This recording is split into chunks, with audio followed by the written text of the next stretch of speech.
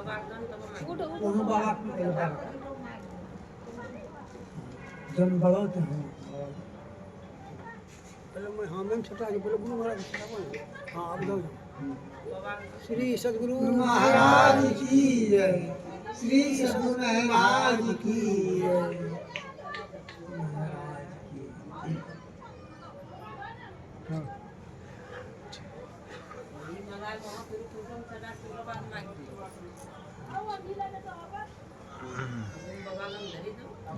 पहना दीजिए माता जी को, गुरु महाराज से सटा के पहनाइए। हाँ सीख। श्री सद्गुरु महाराज की जय। अब बैठ जाइए सब लोग। श्री सद्गुरु महाराज श्री सद्गुरु महाराज की जय। श्री सद्गुरु महाराज की जय। श्री सद्गुरु महाराज की जय। एक बार हम लोग आस्था और विश्वास के साथ बुलंद स्वर में गुरु महाराज का श्री जय घोष करें। श्री सद्गुरु महाराज की जय। श्री सद्गुरु महाराज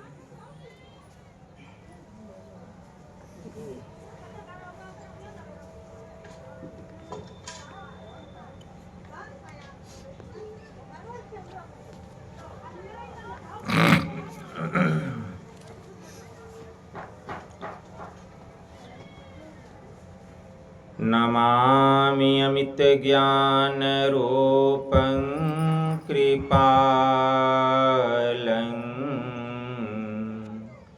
अगम बोधदाता सुबुद्धि निधि विशालम् क्षमाशीलयति धीर गंभीर ज्ञानम्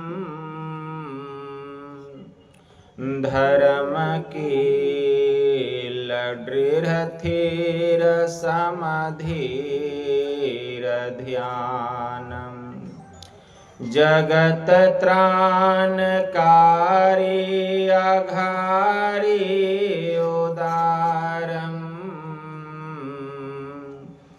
भगत प्राण रूपं दया गुण अपारं नमो सतगुरुम ज्ञानदाता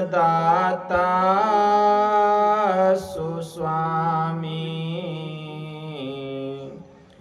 नमामि नमामि नमामि नमामि नमामि नमामि नमामि नमामि महाराज सद्गुरु है राजन को राजा है जिनकी कृपा से सरे सर्व काजा भने में ही सोई परम गुरु नमामि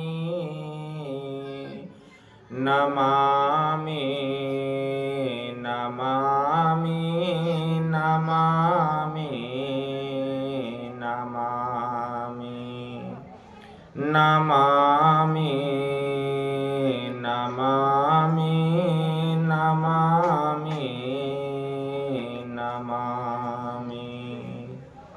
श्री सद्गुरु महाराज की जय।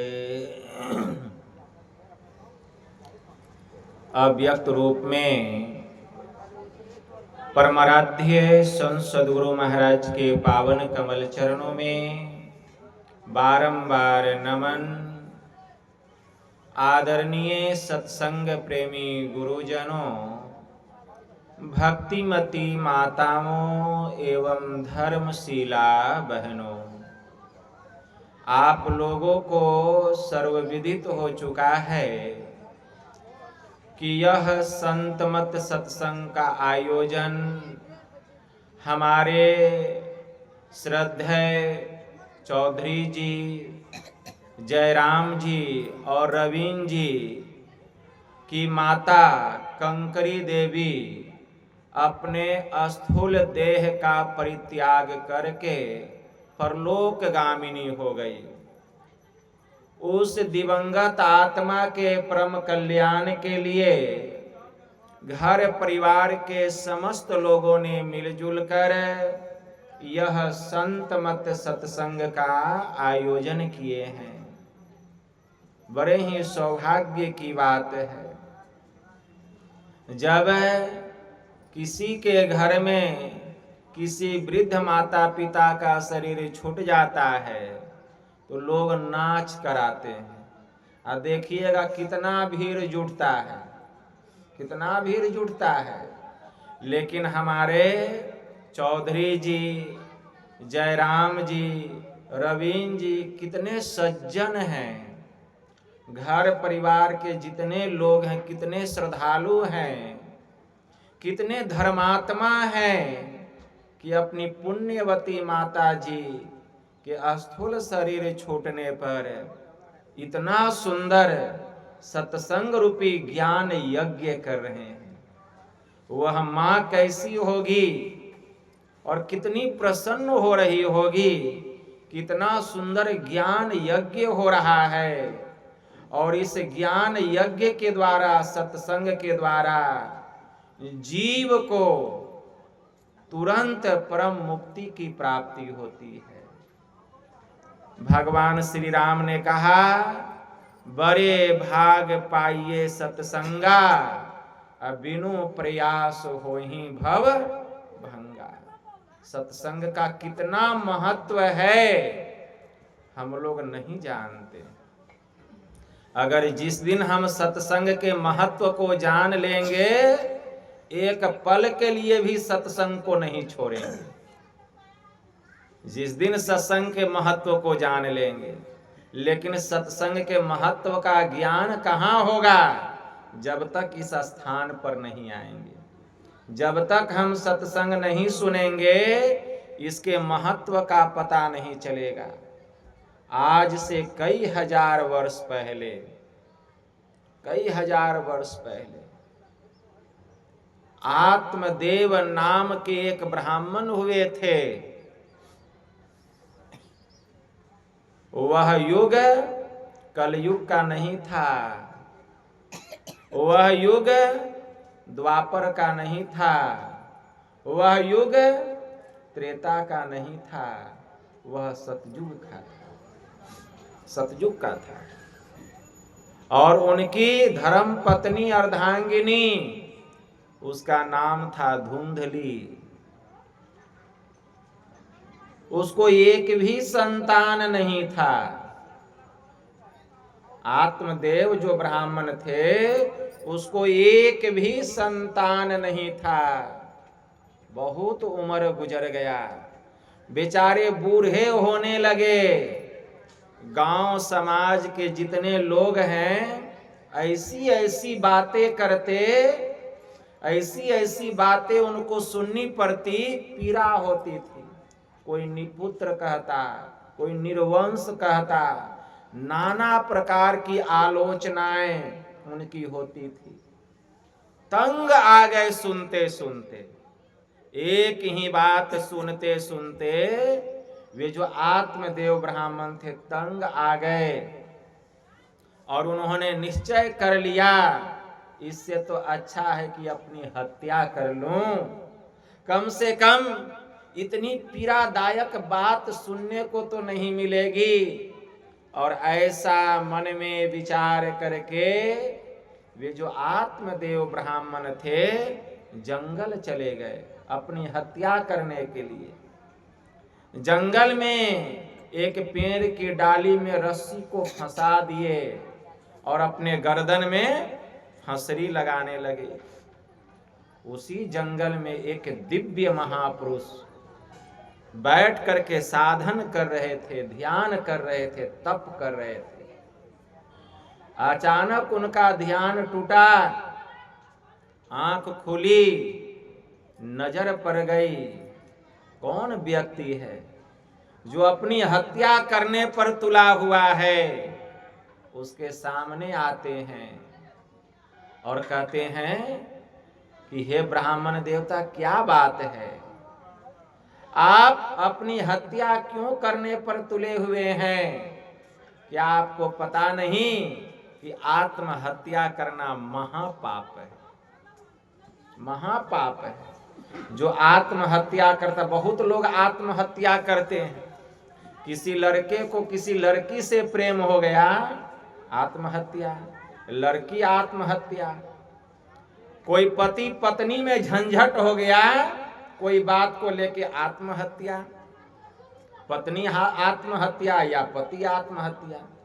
अगर पुत्र को मां से कोई बात को लेकर के बात हो गई तो बेटा आत्महत्या, या मां आत्महत्या, या पुत्री आत्महत्या। लोग नहीं समझते हैं। याद रखिए, जो आत्महत्या करता है उसको अकाल मृत्यु कहा गया है। अकाल मृत्यु मतलब उसका भी समय पूरा नहीं हुआ है। उसका समय पूरा नहीं हुआ। कोई जहर खा लिए, कोई हत्या कर लिए, कोई ब्रिज पर से कूद गए, इसको अकाल मृत्यु कहा गया। और जो ऐसा महापाप करता है उसको मरने के बाद भी दुर्गति होती है। कैसी दुर्गति, यह भी सुन लीजिए। जो ऐसा महापाप करते हैं वह जीव जब तक उसका समय पूरा नहीं होता है, जितने दिन का वह समय लेकर विधाता ने उसको धरती पर भेजा था, जब तक उतना समय पूरा नहीं होता है वह इस संसार में भटकता है। संसार में भटकता है, प्रेत बन करके, भूत बन करके, पिशाच बन करके। भूख लगती है, भोजन नहीं कर पाता है। क्यों? स्थूल शरीर नहीं है, पारदर्शी शरीर, एकदम हवा के जैसा। भूख लगती है, छटपट छटपट करता है, भोजन नहीं कर पाता है, शरीर नहीं है। प्यास लगती है, पानी नहीं पी पाता है। अभी आपको प्यास लग जाए, पानी पीकर प्यास बुझा लेंगे, स्थूल शरीर है। भूख लगेगी, भोजन करके अपनी सुधा को शांत कर लेंगे। लेकिन जो आत्महत्या किया है वह कैसे भोजन करेगा? शरीर नहीं है तो क्या है, केवल यह शरीर छूट गया। भूख लगती है, प्यास लगती है, लेकिन वह भोजन नहीं कर पाता है, पानी नहीं पी पाता। तब क्या करता है? छटपट करके किसी के शरीर पर सवारी करता है। किसी के शरीर पर आ जाएगा, कहेगा पानी दो, हम तुम्हारा बेटा हैं, हम तुम्हारी बेटी हैं, हम तुम्हारी माँ हैं। पानी मांगता है, भोजन मांगता है, उसको कराइए। और अपने सुधा को शांत करता है, पानी पी करके तृप्त होता है। कैसा कष्ट, कितना दुख है। अरे ऐसा आत्महत्या क्यों किया है? महापाप है। वे देव ऋषि, वे जो तपस्वी थे, जो दिव्य महापुरुष थे, कहते हैं कि हे आत्मदेव, आपको नहीं पता आत्महत्या करना महापाप है, और तुम कहते हो कि मुझे पुत्र नहीं है। अरे एक जन्म कौन कहे, तुम्हारे भाग्य की रेखा बता रही है। तुम्हारे भाग्य की रेखा बता रही है कि इस जन्म में कौन कहे 7 जन्म तक तुम्हारे भाग्य में पुत्र नहीं, 7 जन्म तक पुत्र नहीं है।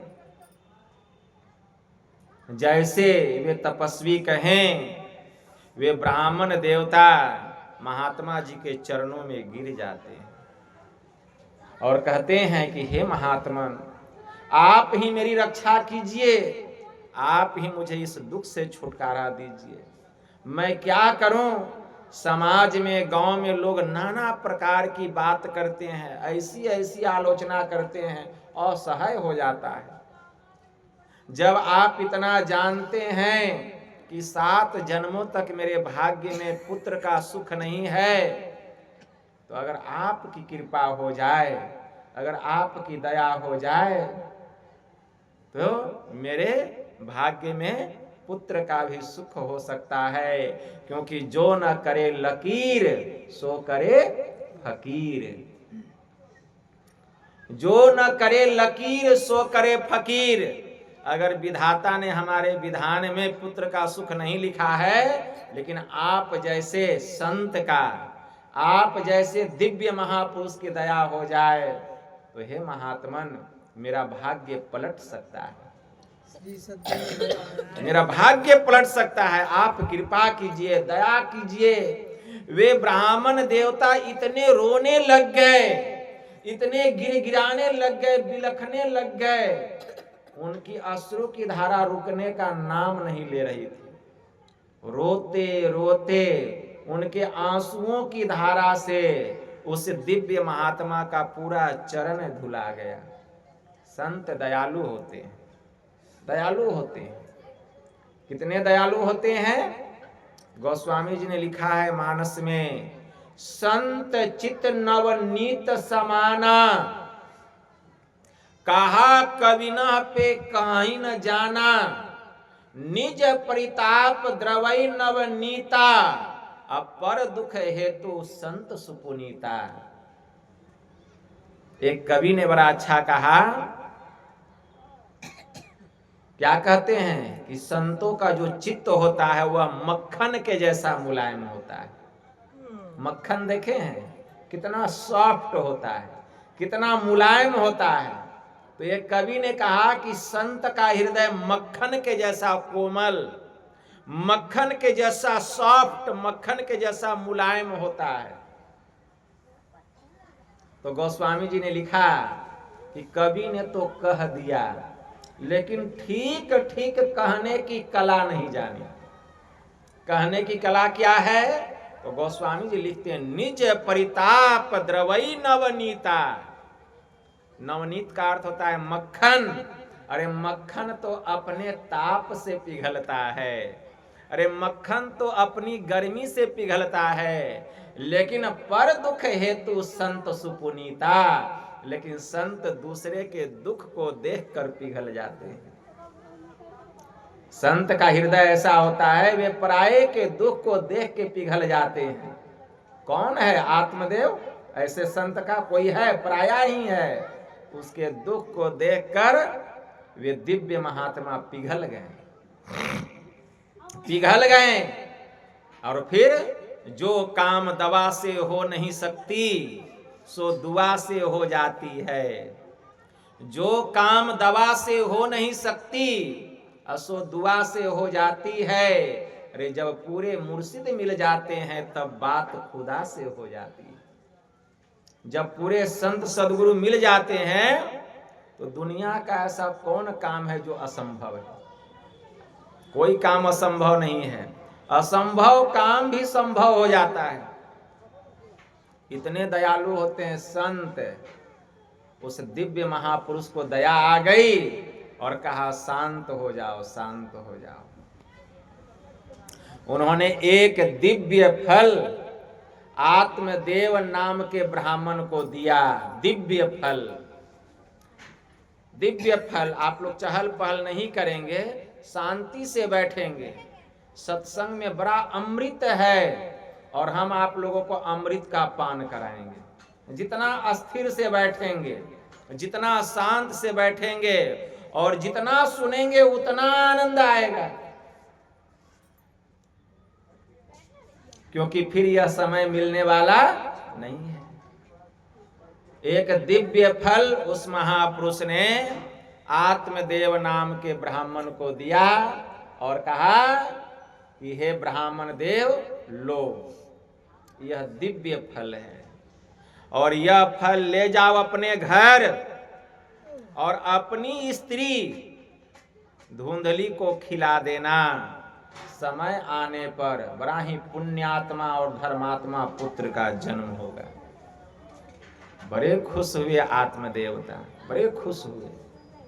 वह फल लेकर के गए अपने घर, लेकिन संजोग ऐसा था कि उस दिन उनके घर में उनकी पत्नी की जो बड़ी बहन थी वह भी आई हुई थी। जैसे आत्मदेव ब्राह्मण गए, धुंधली को जाकर कहते हैं कि देवी लो, यह दिव्य फल है, किसी महापुरुष का दिया हुआ है, इसको तुम खा लोगी, समय आने पर पुत्र रत्न की प्राप्ति होगी। धुंधली ऐसी थी कि उसको प्रसव पीड़ा से बड़ा भय लगता था। कोई कोई स्त्री होती है, जब सुनती है कि जब संतान का जन्म होता है तो माँ को बड़ी पीड़ा होती है, वो डर जाती है। तो वही धुंधली जो थी उसको प्रसव पीड़ा से बड़ा भय लगता था। वह सोचने लगी कहीं मैं यह फल खा लूंगी और गर्भवती हो जाऊंगी बहन, और जब पुत्र का जन्म देने का समय होगा और वह जो पीड़ा होगी वह पीड़ा मुझसे बर्दाश्त नहीं होगी, इसलिए अब तुम ही बताओ मैं क्या करूं। अब उसकी बड़ी बहन कहती है तू चिंता क्यों करती है, अरे यह फल आंगन में जो गाय है इसी को खिला दो, आंगन में जो गाय है इसी को खिला दो, और मैं गर्भवती हूं, अभी ज्यादा समय नहीं हुआ है, तुम अपने पति को परदेश भेज दो, अब मैं भी अपने पति को परदेश भेज देती हूँ कुछ दिन के लिए, और जैसे ही जो भी मुझे होगा पुत्र या पुत्री जो भी हो वह मैं तुमको दे दूंगी, और देखो मैं गरीब हूं, इसके बदले में तुम मुझे थोड़ा सा रुपया पैसा दे देना। दोनों में बात बैठ गई, दोनों अपने अपने पति को भेज दी परदेश, और यह फल किसको खिला दी, आंगन में जो गाय था उसी गाय को वह फल खिला दी। दोनों के पति प्रदेश चले गए। समय आने पर धुंधली की जो बड़ी बहन थी उसने एक बालक को जन्म दिया, हुआ भी तो लड़का, बड़ी खुश हुई, तुरंत वह बालक को ले आई और अपनी बहन धुंधली के सुपुर्द कर दी। और वह गाय भी, जिस गाय ने वह फल खाया था उसने भी एक बालक को जन्म दिया, गाय भी एक बालक को जन्म दिया।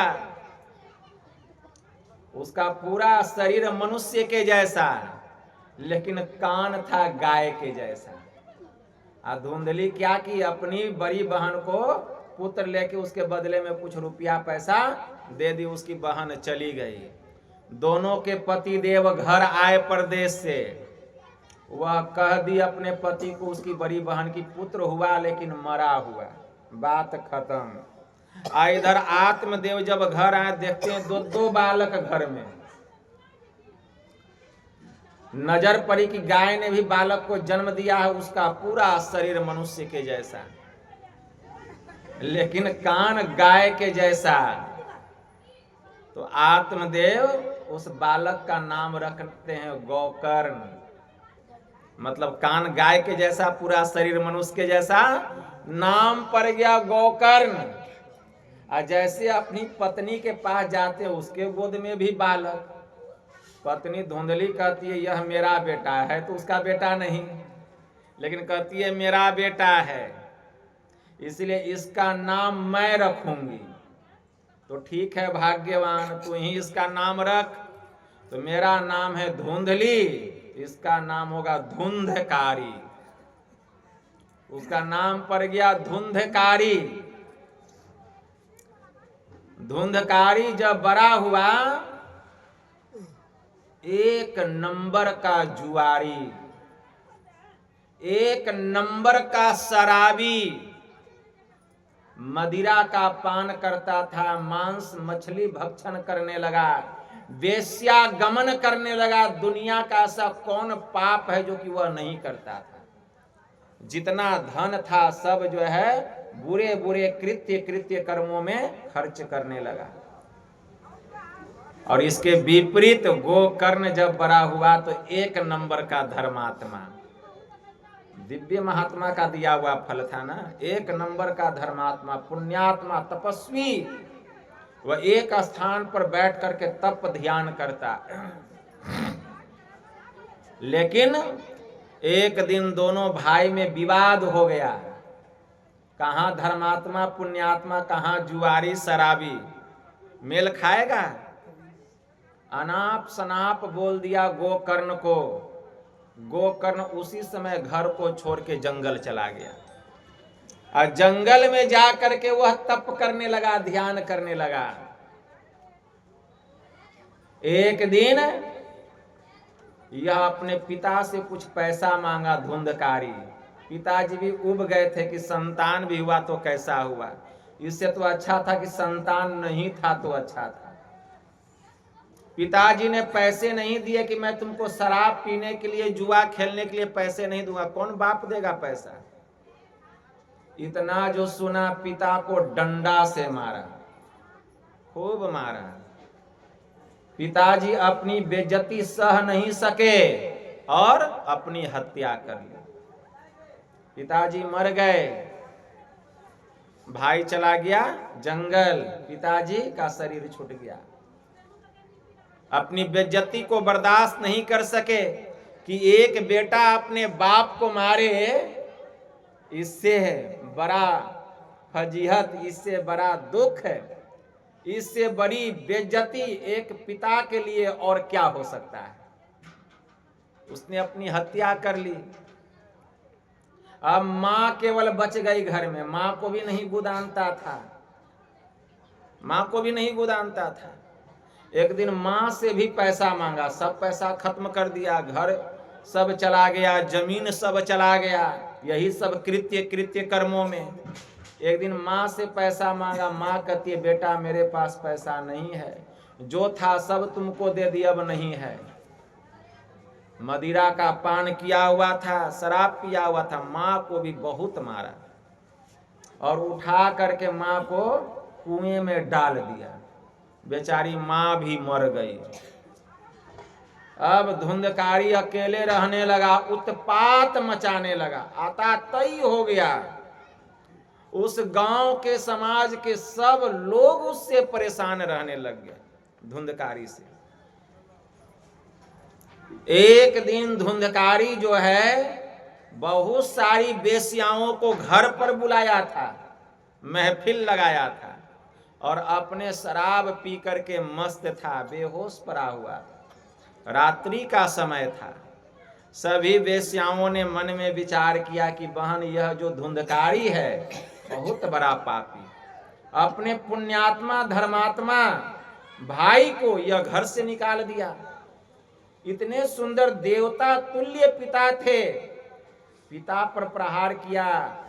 अपनी बेइज्जती बर्दाश्त नहीं कर सके, उन्होंने अपनी हत्या कर ली। देवी समान मां की हत्या करने से भी यह नहीं चुका। यह इतना आतातई है, इतना महापापी है। इसलिए आज ही मौका मिला है, क्यों ना हम सब मिलकर इसका काम तमाम कर दें। एक मोटा रस्सा लिया, पड़ा हुआ था। धुंधकारी जिस खटिया पर सोया था बेहोश होकर शराब में, खटिये को बांध दिया धुंधकारी सहित और उठा करके उसी कुआं में डाल दिया। धुंधकारी तरप तरप कर उसी कुएं में मर गया। जब मर गया तो गोकर्ण को पता चला कि मेरा भाई मर गया। तो गोकर्ण क्या किया, श्राद्ध किया। जितना कर्म कांड था अपने भाई के नाम पर सब कर्म कांड को किया। गया में जाकर के पिंड दान किया, तर्पण किया, अर्पण किया, होम किया, यज्ञ किया, सभी अनुष्ठानों को किया। और सबसे निवृत्त होकर के फिर जंगल में आकर के वह तप करने लगा। लेकिन इतना कर्म कांड करने पर भी धुंधकारी की आत्मा को मुक्ति नहीं मिली। वह मरने के बाद प्रेत बन गया। मुक्ति नहीं मिला उसको, प्रेत बन गया। और प्रेत बन करके कहाँ जाता? नाना प्रकार के रूप को धारण करता। कभी भालू बन जाता, कभी बाघ बन जाता, कभी सिंह बन जाता, और पशु पक्षी की आवाज में वह शोर मचाता, रोता, बिलखता, चिल्लाता, तड़पता, छटपट छटपट करता था। भूख लगती, भोजन नहीं कर पाता, प्यास लगती, पानी नहीं पी पाता। एक दिन जहां गोकर्ण बैठ करके ध्यान कर रहा था, वहीं आकर के चिल्लाने लगा। गोकर्ण उसकी आवाज को पहचान लिया और कहा, भाई तुम कौन हो? तो धुंधकारी कहता है कि भाई गोकर्ण, तुम मुझे नहीं पहचानते, मैं तुम्हारा बड़ा भाई धुंधकारी हूं। गोकर्ण कहता, भैया आप, क्या बात है, क्यों चिल्ला रहे हैं? कहा, गोकर्ण, मैं इतना पापी कि मेरे पाप का वर्णन नहीं किया जा सकता।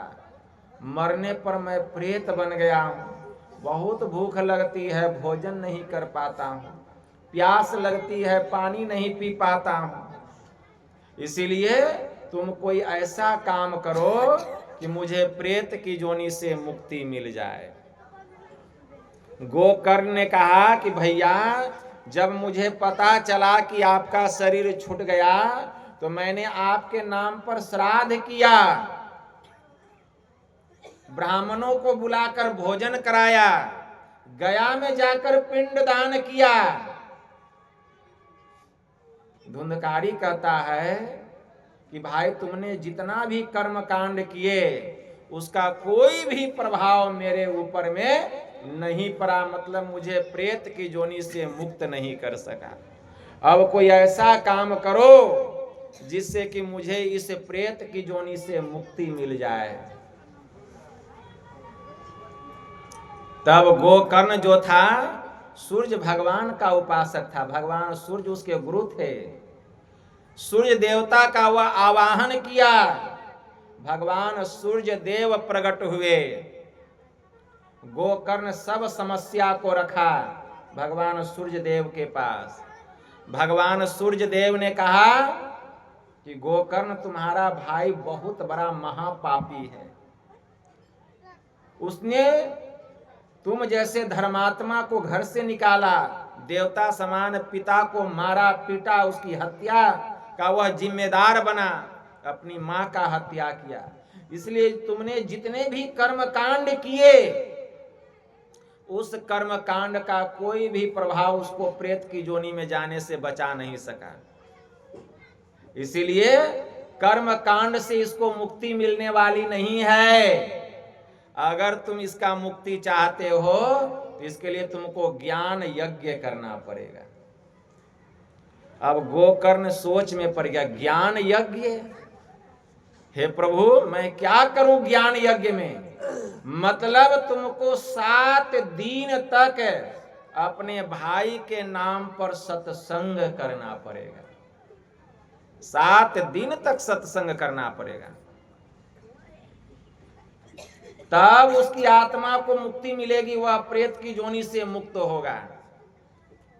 तब गोकर्ण जो था 7 दिन तक धुंधकारी के नाम पर सत्संग किया। धुंधकारी एक 7 ओट वाला बांस में बैठा था, वो भी सत्संग सुनता था। 7 गिरह था उस बांस में। जैसे एक दिन का सत्संग खत्म होता है, एक गिरह फट जाता है। दूसरे दिन का सत्संग खत्म होता, दूसरा गिरह फट जाता। तीसरे दिन का सत्संग होता, तीसरा गिरह फट जाता। और उसी बांस में बैठकर वह सत्संग सुन रहा था। जब 7 दिन सत्संग पूरा हुआ, 7वां गिरह फटा और धुंधकारी प्रेत की जोनी से मुक्त हो गया।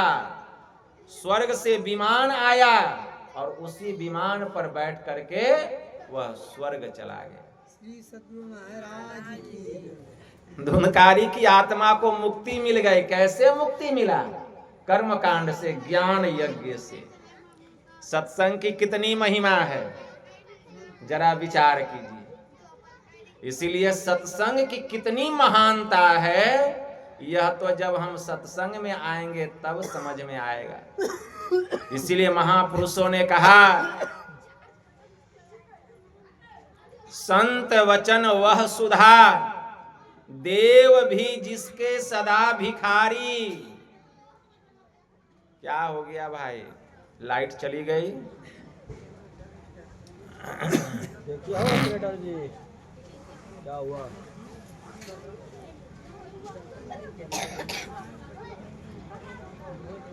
तो संत वचन वह सुधा, देव भी जिसके सदा भिखारी। असंत वचन वह धन है, जिसका नर ही है एकमात्र प्रधान अधिकारी। सज्जनों, सत्संग ऐसा अमृत है कि यह जीव को अमर कर देता है। जीव को क्या करता है? अमर कर देता है। ऐसा अमृत है। लेकिन इस अमृत का पान सबके भाग्य में नहीं है। सबके भाग्य में नहीं है, केवल मानव ही इसका अधिकारी है। लेकिन हम अपने अधिकार से वंचित हो रहे हैं। इतना सुंदर ज्ञान यज्ञ यहां हो रहा है और लोग अपने अपने काम में फंसे हुए हैं। यहां अमृत बट रहा है, अमृत का पान कौन करेगा? संत वचन वह सुधा, देव भी जिसके सदा भिखारी। असंत वचन वह धन है, जिसका नर ही है एकमात्र प्रधान अधिकारी। लाइट जलाइए। मतर्य अमर बन जाता जिससे, वह संजीवन रज है। अगर कोई मृत्यु को प्राप्त कर लिया है, अगर उसके नाम पर सत्संग हो जाए तो वह अमर बन जाता है। मतर्य अमर बन जाता जिनसे, वह संजीवन रज है। संत वचन सब भव रोगों का राम बाण भेषज है।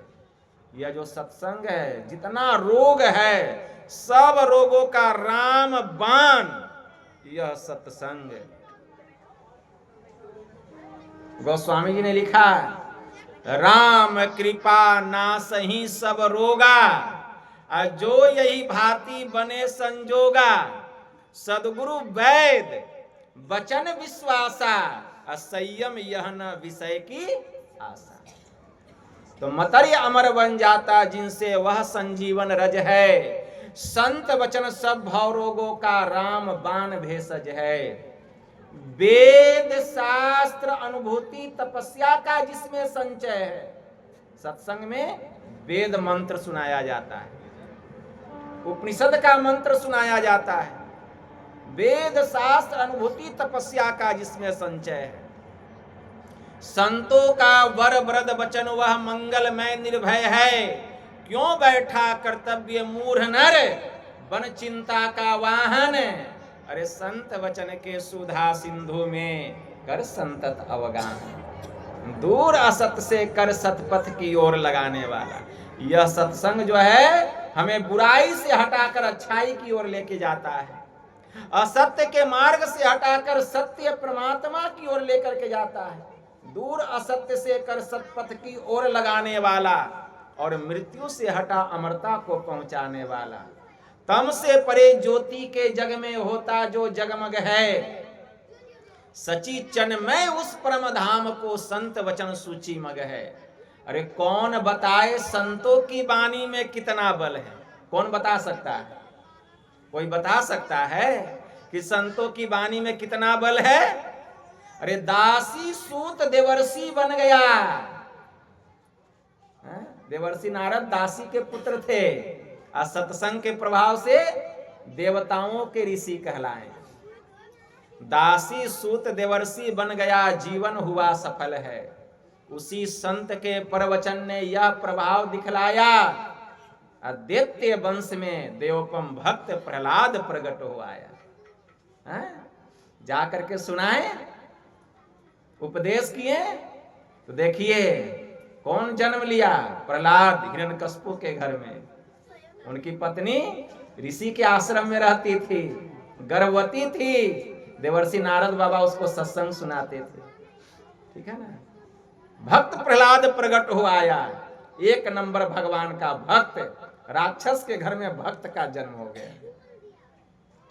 अगणित बार संत वाणी ने निज प्रभाव प्रगटाया, मान उसे ही बालक ध्रुव ने हरि का ध्रुव पद पाया। एक लुटेरा था जिसने मन से मान संतों की बानी, अब वाल्मीकि बन गया आदि कवि भुवन विदित विज्ञानी।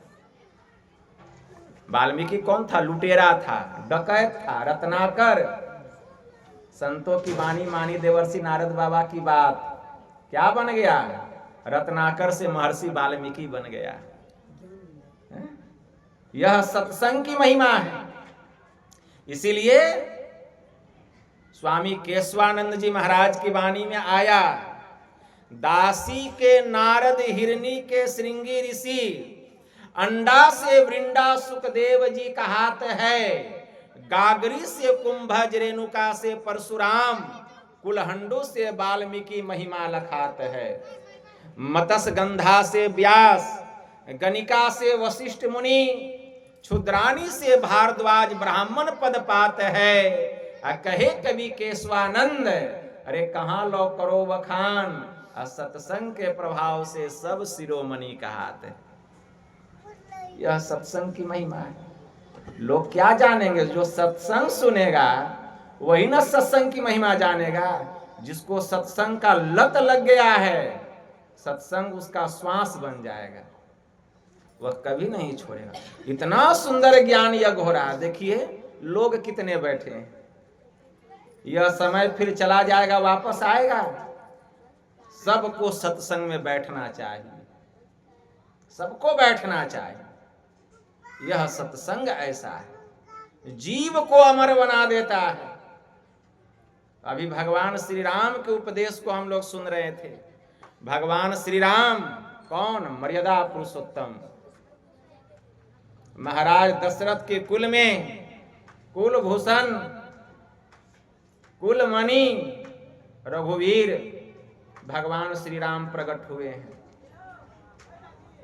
ऐसे मर्यादा पुरुषोत्तम भगवान श्री राम अपने नगरवासियों को उपदेश कर रहे हैं, अपने प्रजावासियों को उपदेश कर रहे हैं। और उपदेश के क्रम में क्या कह रहे हैं भगवान श्री राम? बड़े भाग मानुष तन पावा, बड़े भाग मानुष तन पावा। लेकिन हम लोग इस मानव तन के महत्व को नहीं समझ रहे हैं।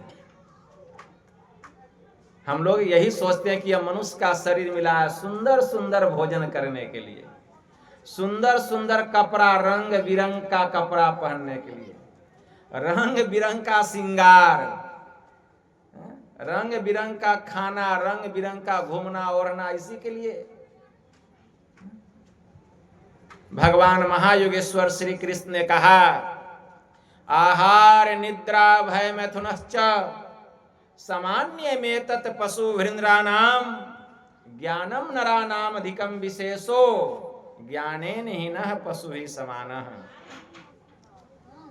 अगर मनुष्य का शरीर मिल गया और मनुष्य का शरीर पाकर खूब सुंदर सुंदर भोजन कर रहे हैं, खूब सो रहे हैं, खूब खाना, खूब सोना, खूब डरना, संतान को जन्म देना, अरे यह काम तो पशु पक्षी भी करता है और यही काम हम भी कर रहे हैं, तो फिर हम में और पशु में अंतर क्या है? भगवान ने कहा ज्ञानम नरानाम अधिकम विशेषो। भगवान ने कहा कि मनुष्य को अगर ज्ञान हो जाए तो मनुष्य पशु से श्रेष्ठ है, और नहीं तो ज्ञानेन हीनः पशु भी समानः। ज्ञान से जो हीन मानव है वह पशु के समान। ज्ञान होना चाहिए। भगवान ने कहा बड़े भाग मानुष तन पावा, सुर दुर्लभ सब ग्रंथ ही गावा। यह मनुष्य का शरीर देवताओं को दुर्लभ है, ऐसा देव दुर्लभ शरीर हम जीव को मिला है, लेकिन इसके महत्व को नहीं जान पा रहे हैं। भगवान ने कहा साधन धाम मोक्ष कर द्वारा, हम लोगों का यह जो मानव का तन है, यह साधना का घर है। इस शरीर में साधन करके हम परमात्मा को प्राप्त कर सकते हैं, हम मुक्ति को प्राप्त कर सकते हैं, क्योंकि इस शरीर के भीतर में एक द्वार है जिसको मोक्ष का द्वार कहा गया, और वह मोक्ष का द्वार केवल मानव के तन में है, मनुष्य शरीर के अलावा और किसी शरीर में नहीं है। लेकिन उसका भेद हम नहीं जानते कि वह द्वार कहाँ है, इसी शरीर के भीतर में, लेकिन कहाँ है इसका रहस्य नहीं जानते। उस पर पर्दा पड़ा हुआ है।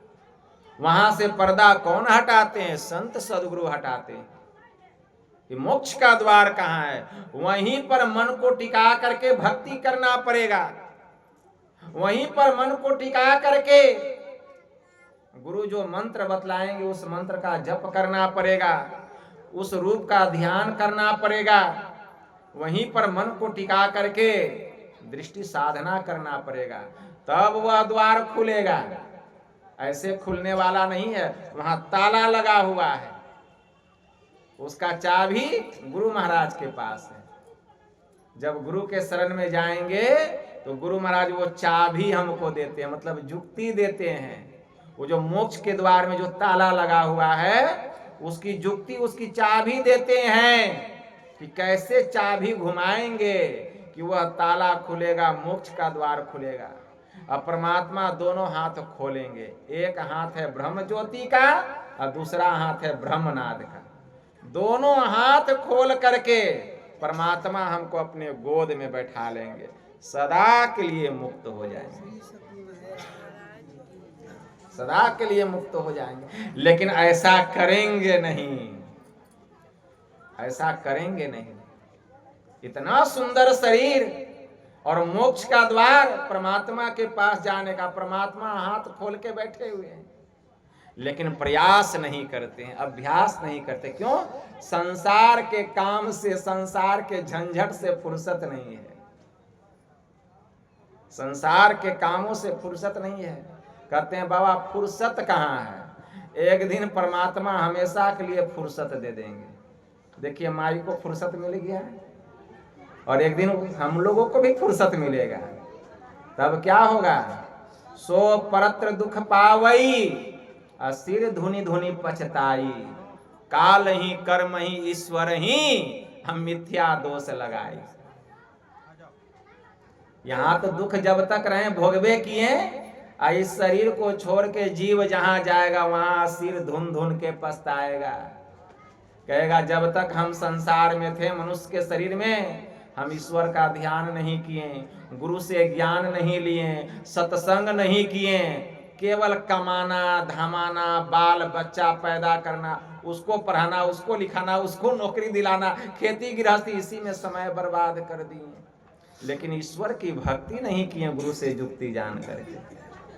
वह वहां भी माथा धुन धुन करके रोता है।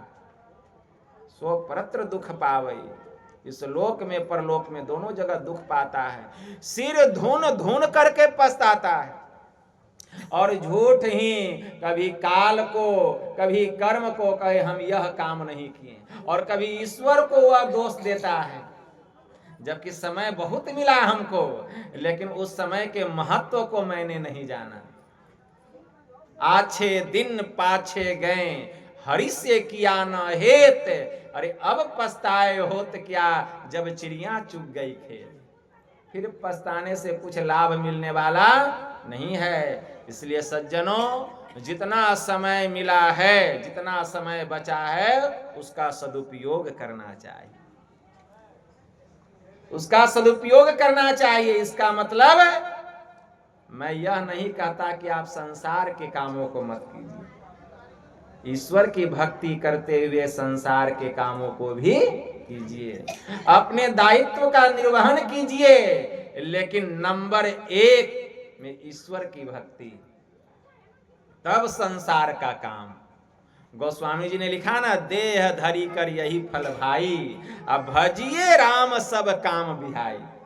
मतलब सभी प्रकार की कामनाओं से अपने मन को हटाइए और ईश्वर के चरणों में अपने चित्त को लगाइए। कहे कबीर सुनो भाई साधो, ज्यों सुई बीच डोरा रे। उस तरह से अपने चित्त को लगाना है, भक्ति करना पड़ेगा। अभी सुने ना, भक्ति का द्वार कितना महीन है। भक्ति के द्वार में सब प्रवेश करता है, सुई के नोक से भी महीन है वह द्वार। उस द्वार में प्रवेश करना है, सुई के नोक से भी महीन। गुरु महाराज की वाणी में आया, सुख मन के झीना नाल से अमृत की धारा बही रही, मीन सुरत धार धर भाठा से सिरा चढ़ी रही। गुरु मंत्र जप, गुरु ध्यान कर, गुरु सेव कर अति प्रीति कर, और गुरु की आज्ञा मान प्यारे, कर सदा गुरु की कही, तब उस नाल का झीना द्वारा गुरु तुझे देंगे बता। दो नैन नासा मध्य सन्मुख, दो नैन नासा मध्य सन्मुख, सुई अग्र दर ले लही। कितना महीन है, दोनों आंखों के बीच में। गुरु महाराज कहते दोनों आंखों के बीच में, दो नैन नासा मध्य सन्मुख, आंखों के बीच में, दोनों आंखों के बीच में। कहा सन्मुख, एकदम सामने। सुई अग्र दर ले ले, सुई का अगला भाग जो नोक होता है उससे भी महीन वहां द्वार है प्रभु के पास जाने का। वहां पर अपने मन को टिकाओ, मन को लगाओ, गुरु से जुक्ति जान करके वहां ध्यान लगाना है, अपने मन से नहीं। इसके लिए गुरु से भेद लेना पड़ेगा। दो नैन नासा मध्य सन्मुख, एकदम सामने, सुई अग्र दर ले रही। सुई के नोक से भी महीन वह मार्ग है प्रभु के पास जाने का। जब वहां ध्यान लगाएंगे, इसके लिए बहुत संयम करना पड़ेगा, बहुत संयम। झूठ फूस से अपने को बचा के रखना पड़ेगा। चोरी नशा हिंसा व्यभिचार नहीं करना पड़ेगा। जैसे जैसे यह काम करेंगे तो पंच पापों से छूटने में जीव को बल मिलेगा। और जो ध्यान सत्संग नहीं करेगा उसको क्या बल मिलेगा, वह तो निर्बल हो जाएगा। बात बात पर झूठ बोलेगा, चोरी करेगा, कब हिंसा करेगा, कब हत्या करेगा, कब व्यभिचार करेगा, मौका मिलेगा, उसे भक्ति होगा। भक्ति मार्ग सांकरा राई दस में भाव, मन ऐरावत होय रहा, कैसे हुए समाओ। विषय फैला हुआ है, विषय प्रबल है, लेकिन इंद्रियां निर्बल है। इंद्रियों में ताकत नहीं है कि विषय का पूरा भोग कर सके। जब तक जवानी है तब तक इंद्रियों से विषय का खूब भोग कर रहे हैं। जवानी खत्म, इंद्रियां की शक्ति खत्म, लेकिन विषय प्रबल रहेगा। इंद्रियों में शक्ति, कान में शक्ति नहीं रहेगी, बहरे हो जाएंगे, सुन नहीं पाएंगे। आंखों की शक्ति खत्म, देख नहीं पाएंगे। नाक की शक्ति खत्म, सूंघ नहीं पाएंगे। जीभ की शक्ति खत्म, स्वाद नहीं ले पाएंगे। दांत सब टूट जाएगा, भोजन नहीं कर पाएंगे। तो इंद्रियां तो कमजोर हो गई ना, लेकिन विषय प्रबल है। मन में लालसा रहेगी कि थोड़ा आंख में शक्ति रहता, देखते हैं, कान में शक्ति रहता, सुनते हैं, जिह्वा में शक्ति रहता, रंग बिरंग का भोजन का स्वाद लेते, लेकिन शक्ति खत्म। लेकिन विषय की लालसा मन में रहेगी, विषय की लालसा मन में रहेगी, लेकिन भोग नहीं कर सकेंगे, भोग नहीं कर सकेंगे। और इसी में चित्त आपका लगा हुआ रहेगा, चित्त लगा हुआ रहेगा।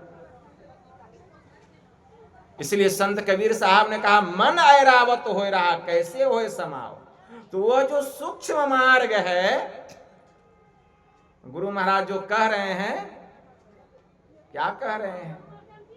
दो नैन नासा मध्य सन्मुख सुई अग्रदर ले ले। वह जो इतना महीन मार्ग है, उसमें मन आपका कैसे प्रवेश करेगा?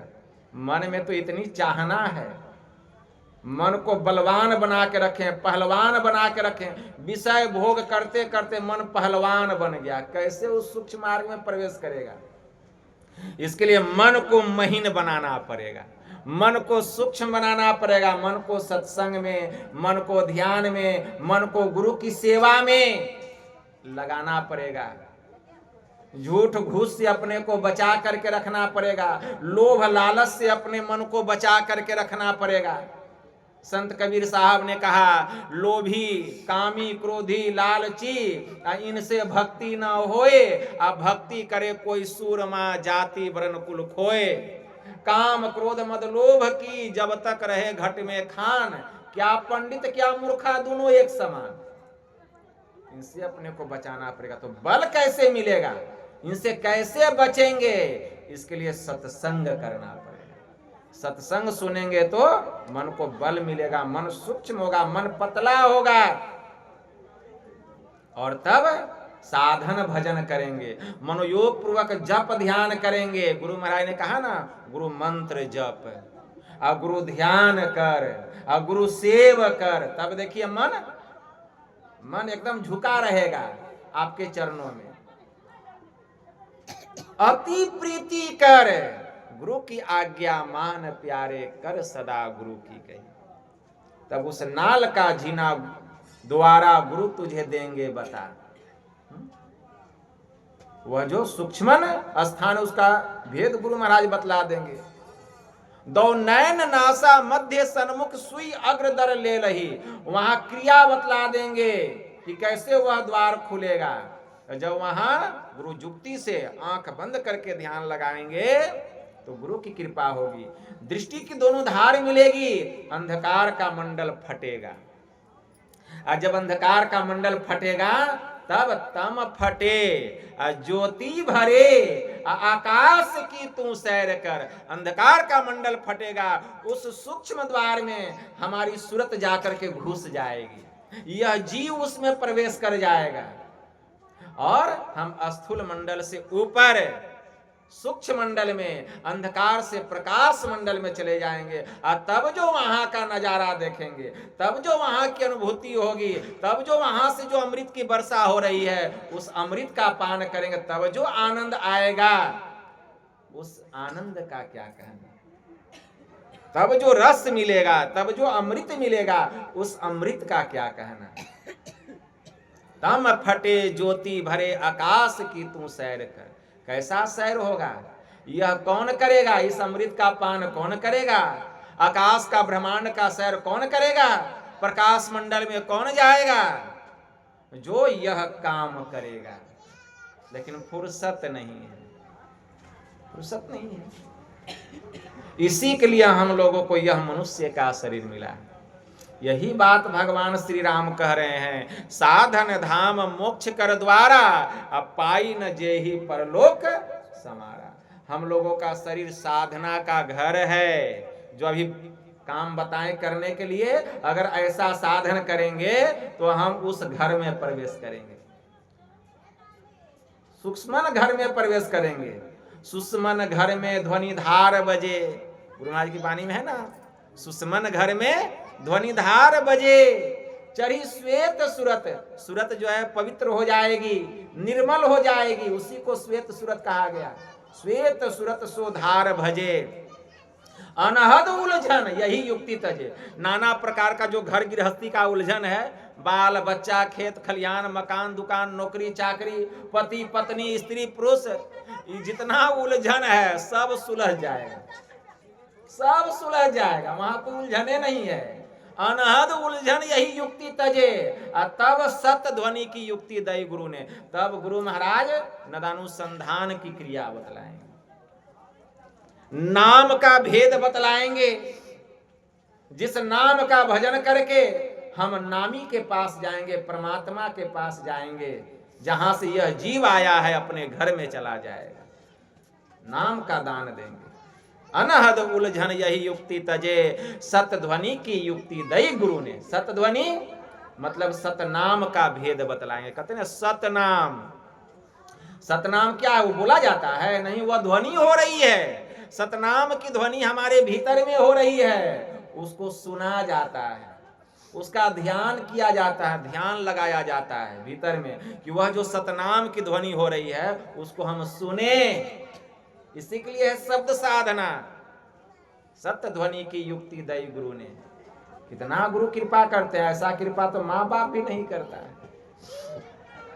इसीलिए संत चरणदास जी महाराज ने कहा, पितु सु माता 100 गुना, सुत को राखे प्यार, अब मन से ती सेवन करे, अब तन सु डांट रुगार, माता से 100 गुना हरि, जिनसे 100 गुरुदेव, प्यार करे अवगुण हरे, चरणदास सुखदेव। गुरु की कितनी महिमा है। एक परम भक्ति न हो गई सहजो बाई, उसकी वाणी में आया, राम तजु पे गुरु न विसारूं, गुरु के सम हरि को न निहारूं, हरि ने जन्म दियो जग माही, और गुरु ने अवागमन न साही, हरि ने कुटुंब जाल में घेरी, और गुरु ने काटी ममता बैरी, हरि ने रोग भोग भरमायो, और गुरु जोगी बन सबे छोड़ायो, हरि ने मोसु आप छिपायो, और गुरु दीपक दे ताही लखायो। ऐसी कृपा करते हैं। अनहद उलझन यही युक्ति तजे, असत ध्वनि की युक्ति दई गुरु ने। इसीलिए गुरु महाराज कहते हैं, गुरु की यह युक्ति बड़ी में ही। सज्जनों, गुरु महाराज का यह जो ज्ञान है बड़ा महीन ज्ञान है।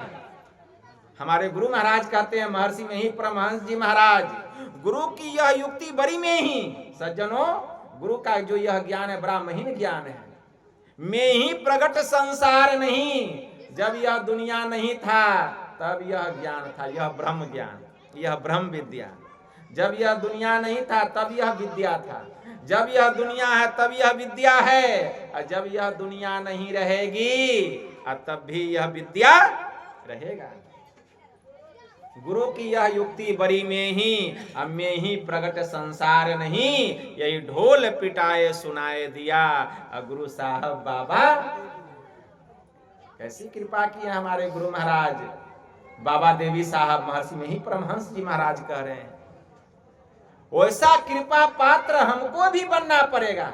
तो अपने को ऐसा पात्र बनाएंगे तब ना। चाहते हैं कृपा हम पर हो, अरे गुरु महाराज तो कृपा कर रहे हैं, लेकिन आपके अंदर वैसी पात्रता नहीं है, आपके अंदर वैसी पात्रता नहीं है। पानी जब बरसता है आकाश से, जब जल की बूंदे गिरती है तो कहती है कि हम यहां गिरेंगे वहां नहीं गिरेंगे। पानी जब बरसता है तो ऐसा कहता है कि यहां जितना गिरे हैं इससे कम वहां गिरेंगे। सब जगह एक समान बरसता है ना। उसी प्रकार गुरु महाराज की कृपा सब पर हो रही है, लेकिन पानी ठहरता है कहां पर? पानी गड्ढा में जाकर के ठहरता है। जहां गड्ढा रहता है वहां जाकर के पानी ठहर जाता है, और जो उठा हुआ है वहां से पानी ससर जाता है। उसी प्रकार जो श्रद्धालु हैं, जो नम्र हैं, जिसके अंदर में आस्था है, जिसके अंदर में प्रेम है, जिसके अंदर में करुणा है, जिसके भीतर में भक्ति है, गुरु महाराज की कृपा उसमें जाके घुस जाती है, उसमें घुस जाती है, वहां कृपा जाके ठहर जाती है। लेकिन जिनके अंदर में न आस्था है, न प्रेम है, न करुणा है, न श्रद्धा है, न नम्रता है, कृपा तो वहां जाती है लेकिन वहां से ससर जाती है, ससर जाती है। तो हमको वैसा पात्र बनाना पड़ेगा अपने को, तब उनकी कृपा हम पर भी बरसेगी। और जब वह कृपा पात्र हम बन जाएंगे, और जब गुरु की कृपा हमको मिलेगी, जब हम अपने को ऐसा बना लेंगे, तो एक दिन गुरु महाराज हमारा भी कल्याण कर देंगे, मतलब हमारा भी परम कल्याण हो जाएगा। तो परम कल्याण बनाना तो अपने हाथ में है, लेकिन अपने को ऐसा बनाना पड़ेगा, वैसा बनाना पड़ेगा। और यही बनाने में बहुत समय लग जाता है, बहुत समय लग जाता है। इसीलिए श्रद्धावान होना पड़ेगा। जो श्रद्धावान होते हैं उन्हीं को ज्ञान का लाभ मिलता है, जो लाभ मिलना चाहिए उनको लाभ मिलता है। इसी के लिए यह सत्संग, यह मनुष्य का शरीर मिला है। हम लोग ईश्वर की भक्ति करें, गुरु से जुक्ति जान करके करें, और अपने अंदर में श्रद्धा रखें, प्रेम रखें, आस्था रखें, भक्ति रखें, और संतों के प्रति सजगता रखें, उनकी वाणियों को सुने, उनसे प्रेम करें, एक दिन हमारा भी कल्याण होगा। तो कहने के लिए बहुत बात है, लेकिन समय जवाब दे रहा है। समय बहुत हो चुका है, 1 घंटा से ऊपर प्रवचन हो गया। अभी जो हम सुनाए जितनी बात, लेकिन हम खूब सुना देंगे और आप एक कान से सुनेंगे, एक कान से निकाल देंगे। तो सुनाना भी किसी काम का नहीं। अब खूब सुना देंगे, समझेंगे कुछ नहीं।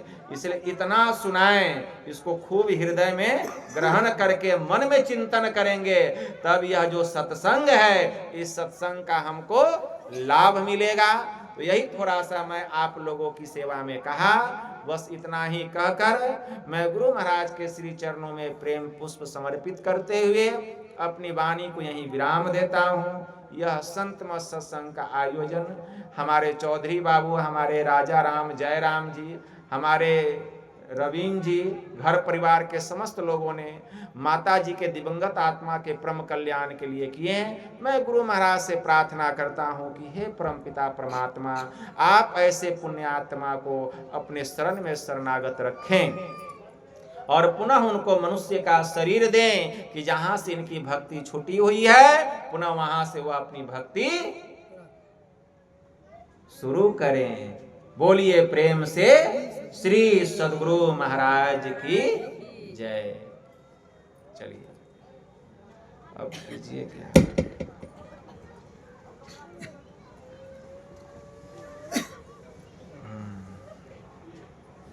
आरती कीजिए। हाँ, आरती संग